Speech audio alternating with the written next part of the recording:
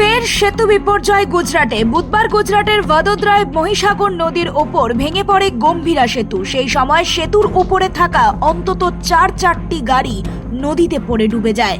সরকারি সূত্রের খবর, মহিসাগর নদীর ওপর হুড়মুড়িয়ে ভেঙে পড়ে গম্ভীরা সেতু।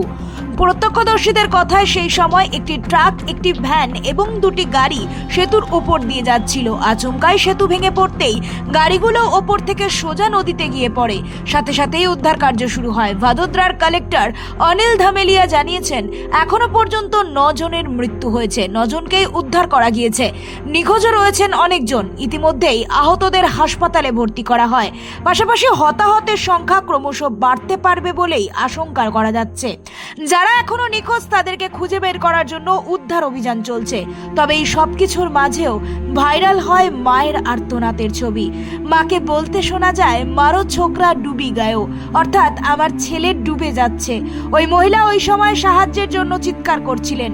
সেতুর ধসে পড়ে গিয়ে তাদের গাড়ি মহিসাগর নদীতে তলিয়ে যায়। কিন্তু সেতুটি কোন কারণে ভেঙে পড়ল তা খতিয়ে দেখার জন্য তদন্ত শুরু হয়েছে। Bureau report, the voice now.